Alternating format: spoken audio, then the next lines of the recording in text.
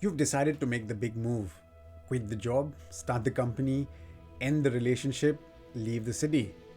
It feels bold, it feels necessary.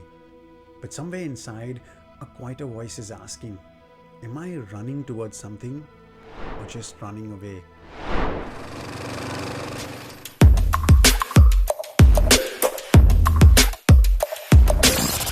Hello everyone, I'm Ashford and welcome back. Look, most of us have stood at this crossroads. Running from something and running towards something, they can feel almost identical in your body. Both create urgency, both feel necessary, and both can look like faith. But one is escape and the other is surrender. And you can't always tell the difference in the moment, especially when people around you validate the move, when all that you're doing makes logical sense, or perhaps when staying feels harder than going. So you go, you convince yourself it was the right call, but then one day you realize, I've got the same problems with me. Or worse, I made a huge decision based on what I was running from and not what I was running toward. And that's where the real work begins. Not the work of the new thing, but understanding why you chose it in the first place. Let me tell you something I learned along the way. In 2010, I was in crisis. Not the dramatic kind, the quiet kind. I'd been running my startup for 3 years, producing films, pursuing my directorial break. But nothing was clicking. Years were passing, my friends were moving forward, but I felt stuck. So my mind started constructing a solution. Maybe God doesn't want me to do this. Maybe, just maybe, I'm supposed to become a priest. Yes, that was my thought. Now, it wasn't a new thought. I'd always carried it as an escape hatch. But when things got hard, I decided to explore it seriously. Now, thanks to my good friend Sister Doreen, may she rest in peace, who suggested I do a discernment retreat. And she referred me to Vinale, a Jesuit retreat center in Mumbai. 4 days, one-on-one with Father Anil, who later became my spiritual director. We did exercises, we prayed, we spent time in silence. And by the end, I was convinced. I was crying in the chapel thinking, this is it. This is what God wants me to do. He wants me to become a priest. But then Father Anil sat with me and he said something that broke through all the certainty. Ashford, you're not called to be a priest. Through these exercises, it's very clear you prioritize marriage. You value family. And then he said something that really hit me. You're looking at the priesthood as an escape from the realities of life. And that's what's prompting you to go there. I was running from career disappointment, not running towards a calling.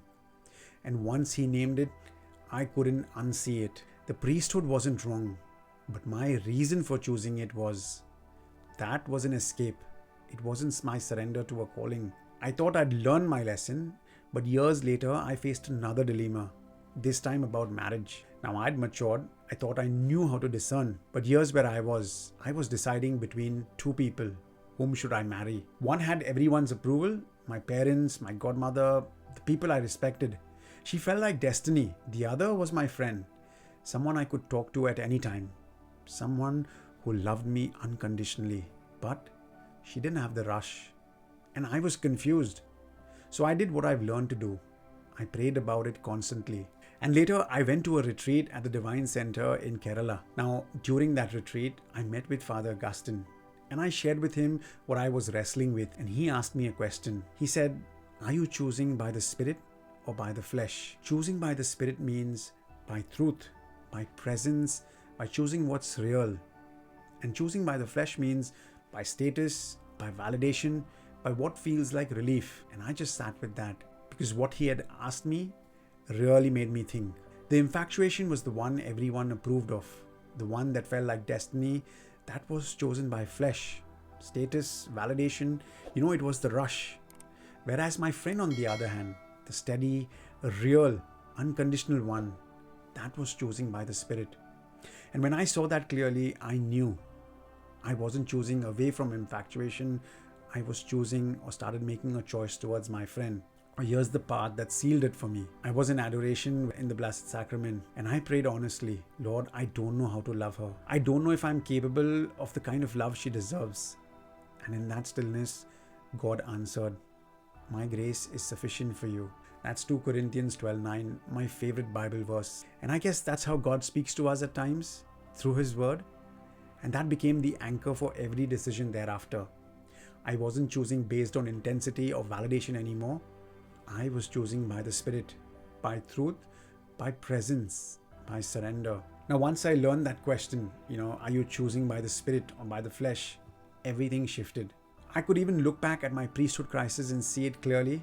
I was choosing by the flesh because that was escape, relief from disappointment. And since then, that question has stayed with me. It's been at the back of my mind for most of my decision making. Because here's what I've realized. Most of our big decisions aren't made in prayer or discernment. They're made when we are frustrated, disappointed, or desperate for change. We'd like to call that clarity, but that's not clarity. It's just pain looking for an exit. So if you're at that crossroads right now, I want to give you 3 questions to sit with before you move or before you make that important decision.